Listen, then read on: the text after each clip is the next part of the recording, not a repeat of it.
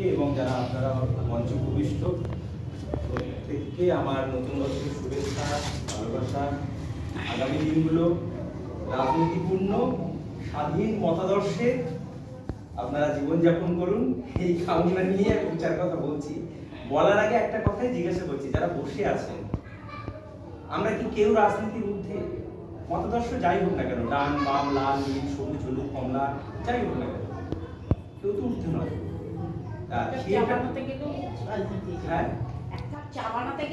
রাজনীতি এসে যায়, সংসার জীবনের রাজনীতি হতে পারে। দিদি বললো আমরা চাটা খাইছি ব্র্যান্ড ভ্যালু, সেটা তৈরি করে দেওয়া হচ্ছে, সেখানেও একটা রাজনীতি।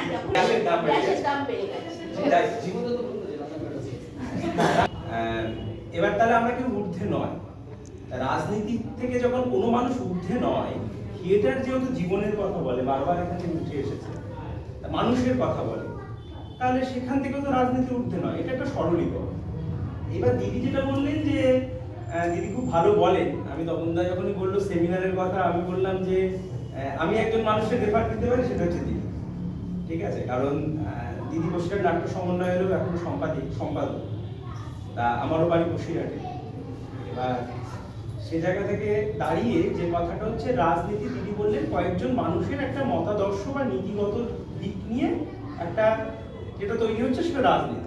আমরা যদি আরেকটু ফিরে যাই, আমরা ক্লাস 9-10 যখন সমাজ পড়ি, না 11-12 যখন সমাজ পড়েছি, রাজনীতি শব্দকে সমাজবদ্ধ করলে আমরা বলতাম রাজার নীতি হচ্ছে প্রজাবৎসল, প্রজার সুখ দুঃখ কষ্ট যন্ত্রণা নিজের মনে করে তাকে সাহায্য করা, তাকে হেল্প করা, তাকে সুস্থ জীবন যাপন করা, তবে তো সে রাজা।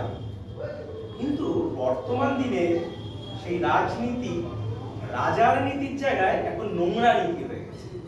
ঠিক আছে, আপনি এক বাড়ি বানাবেন, বালি ফেলবেন, সেখানে সিন্ডিকেটে এসে আছিস, সেটা প্রেক্ষিতে মানে সময়ের প্রেক্ষিতে কখনো হয়তো একটু কম ছিল, কোনো এলাকায় কম ছিল, আবার কোনো এলাকায় সেই সময় বেশি ছিল, এখন সেটা পরিবর্তন ঘটে গেছে। মানুষ কিন্তু বদলায়, পার্টি হয়তো বদলেছে, মতান্তর বদলেছে, কিন্তু কোনো মানুষ ওখান থেকে সুবিধা পাচ্ছিল, সে এখন দেখছে না এখান থেকে পাবো না, এখানে ঘুরে গেছে। লোকগুলো পরিবর্তন হচ্ছে, মানসিকতার পরিবর্তন হচ্ছে। এই যে বললো সুবিধা নেওয়ার জন্য আমি প্রভাবিত হচ্ছি কিনা, সেটা হচ্ছে বিষয়। এইবার এখন যারা রাজনীতির নেতা বলে আমরা মানি, যাদেরকে আমরা ভোট যন্ত্রে ভোট দিয়ে, কিছু মানুষ মানে সংখ্যাগরিষ্ঠতা, এখন ভোট দিয়েও তারা মানে নেতা হয় কিনা এটাও একটা সন্দেহ। কোনো কোনো অঞ্চলে মানুষ ভোট দিতেই যেতে পারে না, এটাও আমরা শুনেছি। তা যাই হোক, তিনি একজন রাজনীতির নেতা বলে মানি, তাহলে তার কি উচিত? রাজার মতন তার যে এখন কি বলবো, তার জনগণ বা আমরা যারা ভোটার, ভোট দিই আমরা নাগরিক, সে তাদেরকে সেবা করা, যত্ন করা, তার সুবিধা অসুবিধা দেখা। বাস্তবিক কি সেটা হয়? হয়। সেই কথাগুলো যখন থিয়েটারে উঠে আসে, তখন সেটা হচ্ছে যে শাসক গোষ্ঠী, তাদের কাছে সেটা হজম করা দুর্বিষহ হয়। আর যারা বিরোধী গোষ্ঠী বা যারা শাসকের সমর্থক নয়, তাদের কাছে সেটা হয়ে যায় হাততালির যোগ্য। এটা 60-এর দশকে হয়েছে, 70-এর দশকে হয়েছে, 2020-তে দাঁড়িয়ে হচ্ছে, আগামী দিনেও হবে। রং বদলাবে, থিয়েটারের রং বদলাবে, কিন্তু ওই শাসকের কথা বললে তুমি ভালো, তোমাকে আমি গ্রান্ট দেব, তোমাকে আমি শো পাইয়ে দেব, তোমাকে আমি মাথায় তুলে নাচবো, এমনকি তোমাকে বড় মঞ্চে আমি উত্তরীয় পড়াবো। আর না বললে তোমার নাটক বন্ধ করে দেবো, তুমি শাসক বিরোধী, তুমি মানে যেভাবে যত রকম ভাবে জীবনদা বলে গেল, যত রকম ভাবে আটকে যায়, যার জন্য আমাদেরকে চ্যালেঞ্জ করে চলতে হয়। তা ওই যেটা বলার যে নিরপেক্ষ বলে কোনো কথা হয় না, মতাদর্শ একটা থাকে, মানুষের কথা বলে, কেউ প্রকট ভাবে বলে, কেউ একটু আপেক্ষিক ভাবে মানে রূপক ভাবে বলে। বিষয়টা এটাই। থিয়েটারের সাথে রাজনৈতিক প্রভাব মানে প্রয়োগের ক্ষেত্রেও যেরকম প্রভাব আছে, সেরকম এটাই আমার মনে হয়েছে এবং সেটাই আপনাদের সামনে তুলে ধরলাম। যদি এটাই অনেকে একমত হতেও পারে, আবার ওই যে বললাম হয়তো এটা যারা আমরা এই সময়টা দাঁড়িয়ে দেখছি, তাদের মনে হতে পারে না এটা ঠিক বললো না। আবার যারা একটু আগে থেকে দেখে এখন পর্যন্ত দেখছে, তাদের মনে হতে পারে তাই তো আগেও এই ছিল, এখনো তাই চলছে। তাই এটা সময়ের সাথে সাথে একই রকম ভাবে চলতে থাকবে, তার মধ্যে দিয়েও আমাদের জীবন যাপন করতে হবে, আমাদের থিয়েটার যাপন করতে হবে বলে আমার বক্তব্য শেষ করছি। থিয়েটার যাপন করতে হবে।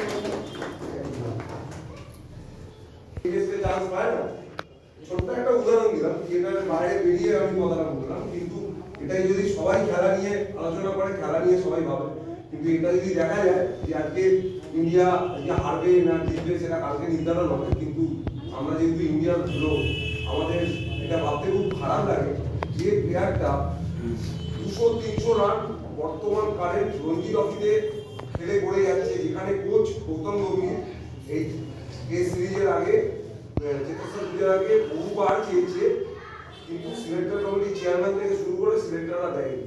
তার মানে সেখানেও রাজনীতি, তারা চায় না ইন্ডিয়া ভালো খেলবে, তারা কোনো ব্যক্তিগত বিশেষে বা কোনো রাজনৈতিক প্রভাব, ওখানেও সেই রাজনৈতিক প্রভাবে আটকে রাখা গেছে, এবং তার জন্যই আর ভারতবর্ষে কোনো প্লেয়ার পাচ্ছে না। আমাদের যে মর্কেল আজকে ছেড়ে দিয়ে অশোক দিনদার কয়েকদিনের মধ্যে বোলিং অ্যাসিস্ট্যান্ট কোচ, ভাবতে এটা অবাক লাগে। আজকে দুপুরেই খবরটা পেলাম, মানে খুব অবাক লাগে। তার মানে রাজনীতি সর্ব 60 দশকে যেটা দিদি খুব ভালো